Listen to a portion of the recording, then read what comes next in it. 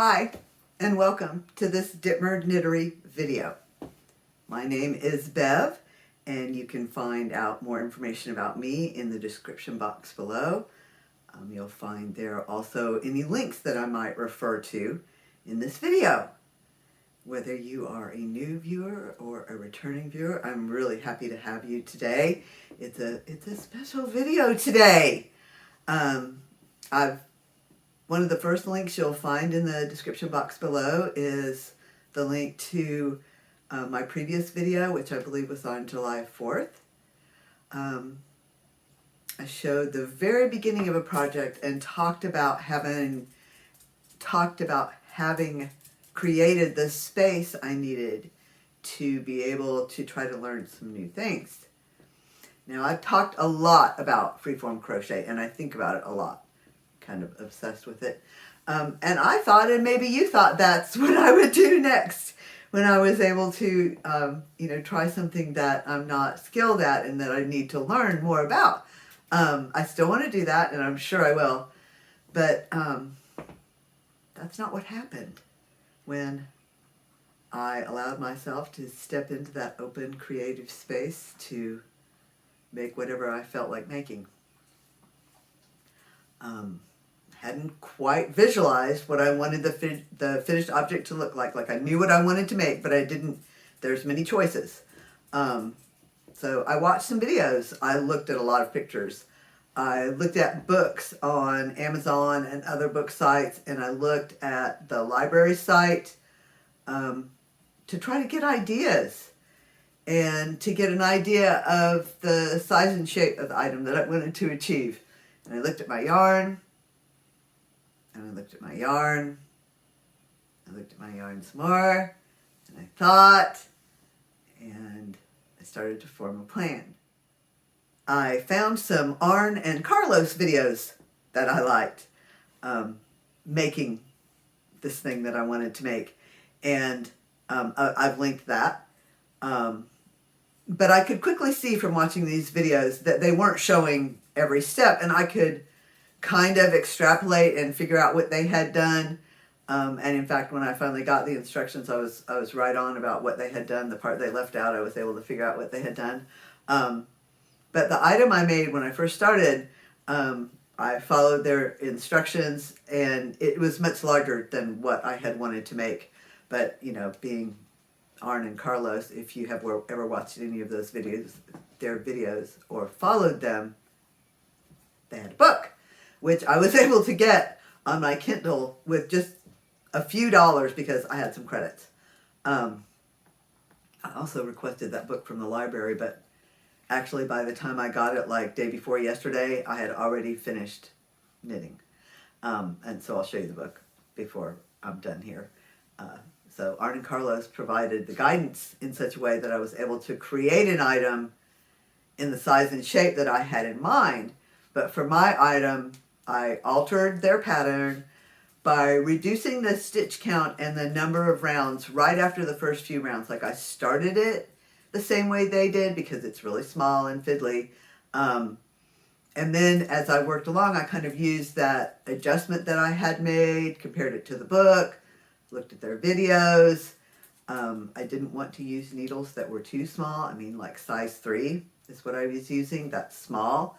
I don't want to use yarn that's too small, just because working on those small things can really hurt my hands.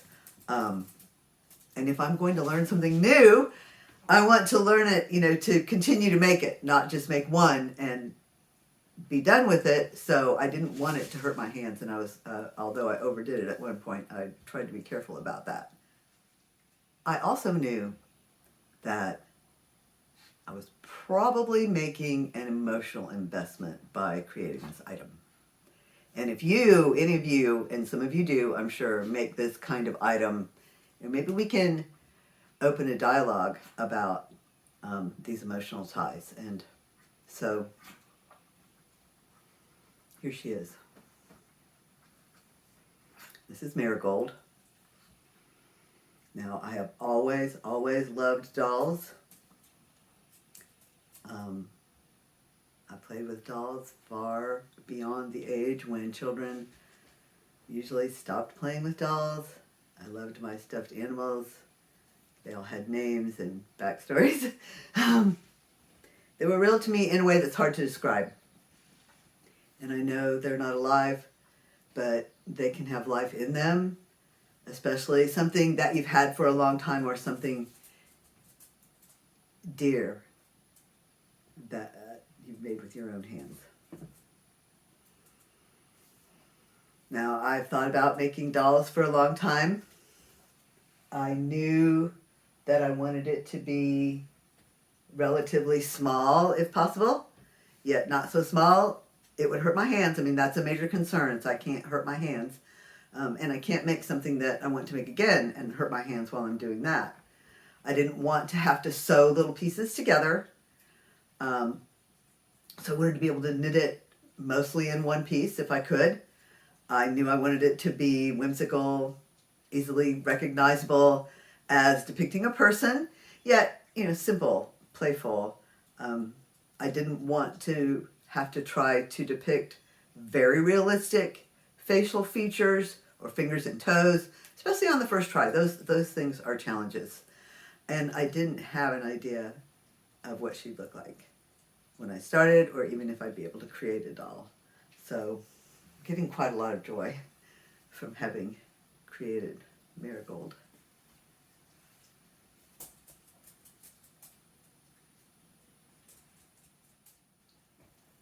What you saw in my previous video was the beginning of her feet, this little part right here, and then I had created one of these.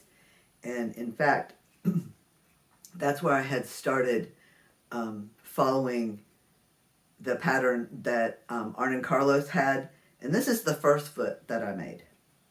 So I knew right there that it was way too large, that was going to be too large. It's stuffed a little, but it's not even fully stuffed. So that was way too big. So that's when I knew that I was going to have to adjust it. But this was my swatch. That's a good swatch. So I started again, and I made one, and it looked okay. And then I made another one, and it looked really good. So then I made another one. So these are actually the third and fourth little feet that I made. This was the first one. Then one I probably took out because I could tell it just wasn't. Anyway, these turned out pretty well. And I just, as I worked along, I would look at how I had reduced stitches to get to this point, and then look at the pattern and look at the video and figure out what I wanted to do next. And I did, like I said, overdo it at one point. I had a little pain in my hands because I just couldn't stop knitting. But after I realized I was overdoing it, I backed off and slowed down and took some breaks, massaged my hands. That's important. Please do that. I applied some pain cream, and then I kept knitting. So all the yarn is wool. I had some colored wool that I was able to use for the stuffing, which is helpful because, white stuffing might show if any of your stitches aren't just perfect, which my stitches are not perfect by any means. But having the stuffing that's almost the color of this outside, her skin, that was helpful to be able to stuff it like that. I wasn't sure how much stuffing to do, but I'm pretty happy with it so far. I used a popsicle stick in her neck because I know that, with a head like this, the head can get floppy, and I didn't want that to happen to her. They did recommend, they went down in needle size for the hands and arms, so I did too. So I used for this little part, the arms and hands, it was size 2 needles. That's 2.75 millimeters. And it was a small piece. It went quickly, and I made this whole beautiful marigold in about 10 days. So, pretty happy with that. Some of you may have predicted what I'm going to say next. Of course, I would like to try making a doll to felt. Felting is what I do, and part of the reason for that would be to be able to create it larger, with larger tools and larger yarn, to avoid the risk of hurting my hands. It's always easier for me to work with larger things. It's easier to see, it's easier to work with, and I could make it larger knowing it would shrink in the felting process. But of course that adds, another process, another layer of making, where when I was finished knitting here, I was finished knitting, and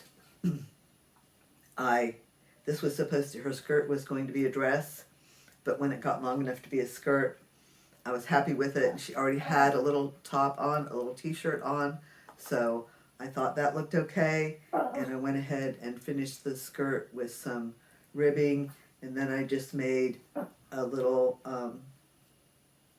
crochet chain and tied it, and put a ribbon in her hair. I had never done hair like that before, and I think that came out good, and I'm pretty happy with the whole project. And this is the book. So like I said, although I did have the book on my Kindle, it was nowhere near as helpful as this resource with all these photos. On my Kindle, I couldn't see all these pictures. Like I could see them kind of one at a time, but I couldn't see everything that I wanted to see. This is a really good reference. Arne and Carlos themselves on the front. Knitted dolls. So I had that on my Kindle, and they also have a series of 3 videos on YouTube that you can watch. And they're good. They don't cover every step, but their videos are fun to watch, and they are encouraging and helpful, and with that guidance I was able to create this project. Thank you so much for being here. I hope you've enjoyed this video. Please come back soon for more knit, more crochet, and more Maybelline.